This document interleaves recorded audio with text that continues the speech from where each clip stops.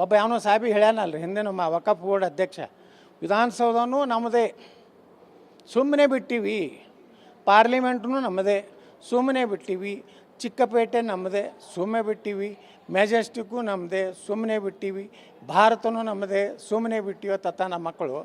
ಅದಕ್ಕೆ ಇದು ರದ್ದಾಗಬೇಕು. ಇವ್ರು ಸರಿಯಾಗಿ ಇಲ್ಕಂದ್ರೆ ಇದು ಏನು ಮುಸ್ಲಿಮರಿಗೂ ಲಾಭ ಆಗಿಲ್ಲ. ದೊಡ್ಡ ದೊಡ್ಡ ಶ್ರೀಮಂತರು ಅದಾರ ಇದ್ರೊಳಗೆ. ನಾ ಹೇಳಿದ್ದೆ ಸೇವೆ ಇಬ್ರಾಹಿಂ ಅಂತ ಮಾನಹಾನಿ ಆಗ್ತಾನೆ ಹಾಕತ್ ಹೇಳಿದೆ. ರೋಷನ್ ಬೇಗು ರೋಷನ್ ಬೇಗ್ ಅದಾರ ಗೊತ್ತಿಲ್ಲ.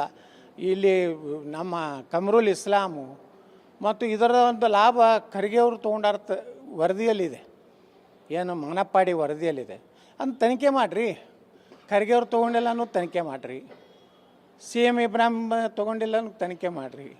ಇಲ್ಲಿ ಹ್ಯಾರಿಸು ಅವರು ಹೊಡೆದಾರೆ, ಅಲ್ಲಿ ರೆಹಮಾನ್ ಖಾನ್ ಅವರು ಹೊಡೆದಾರೆ. ಭಾಳ ಮಂದಿ ಅದಾರೆ ಮುಸ್ಲಿಂ ಲೀಡರ್ಗಳು. ಆದರೆ ಬಡ ಮುಸ್ಲಿಮರಿಗೇನು ಕೊಟ್ಟಿಲ್ಲ.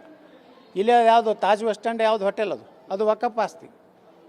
ವರ್ಷಕ್ಕೆ 10,000 ರೂಪಾಯಿ ಬಾಡಿಗೆ ಇತ್ತು. ಅದಕ್ಕೆ 1,000 ಕೋಟಿ ರೂಪಾಯಿ ಟರ್ನೋರ್ ಆಗ್ತಿರ್ಬೇಕು ವರ್ಷಕ್ಕೆ. ಅದ್ರ ಬಾಡಿಗೆ ಇಟ್ರಿ ವಕಫದ್ದು 10,000 ರೂಪಾಯಿ ಕೊಡ್ತಾರೆ. ಇದನ್ನು ತಿನ್ನೋರು ಯಾರು? ಇದೆಲ್ಲ ತನಿಖೆ ಆಗಲ್ರಿ. ಇದು ದೊಡ್ಡ ಇದು ಇದೆ. ವಕಫನ್ನು ನಾವು ನಿರ್ಲಕ್ಷ್ಯ ಮಾಡೋಂಥದ್ದಿಲ್ಲ. ಒಂದು ದಿವಸ ಹೋರಾಟ ಮಾಡಿ ಬಿಡುವಂಥದ್ದಲ್ಲ, ಇದು ನಿರಂತರ ನಾವು ಮಾಡಬೇಕು. ಮೊದಲ ಹಂತದಲ್ಲಿ ನೀವು ಉತ್ತರ ಕರ್ನಾಟಕ ಭಾಗದ ಜಿಲ್ಲೆಗಳಲ್ಲಿ ಹೋರಾಟ ಮಾಡಿದ್ರಿ. ಅದರ ಹೋರಾಟದ ವರದಿಯನ್ನು ಕೇಂದ್ರಕ್ಕೆ ಸಲ್ಲಿಸಿದಿರಿ. ಇವಾಗ ಎರಡನೇ ಹಂತದಲ್ಲಿ ಯಾವೆಲ್ಲ ಜಿಲ್ಲೆಗಳಲ್ಲಿ ಹೋರಾಟ ಮಾಡ್ತೀರಿ, ಆ ವರದಿಯನ್ನು ಮತ್ತೆ ಯಾರಿಗೆ ಸೇರಿಸ್ತೀರಿ? ವಿಜಯನಗರ, ಬಳ್ಳಾರಿ, ಗದಗು, ಧಾರವಾಡ, ಅಲ್ಲಿ ಬೆಳಗಾವಂತರ ಆಗಿದೆ. ಈ ಕಡೆ ನಾವು ಹಾವೇರಿ, ಅಲ್ಲಿಂದ ಈ ಕಡೆ ಚಿತ್ರದುರ್ಗ, ದಾವಣಗೆರೆ, ಈ ರೀತಿ ಪೂರ್ತಿ ಚಾಮರಾಜನಗರವರೆಗೆ ಎಲ್ಲೆಲ್ಲಿ ವಕಫದ ಒಂದು ಕರಾಳ ಛಾಯೆ ಇವತ್ತು ಮೂಡಿದೆ ಅಲ್ಲೆಲ್ಲ ನಾವು ಪ್ರವಾಸ ಮಾಡ್ತೀವಿ.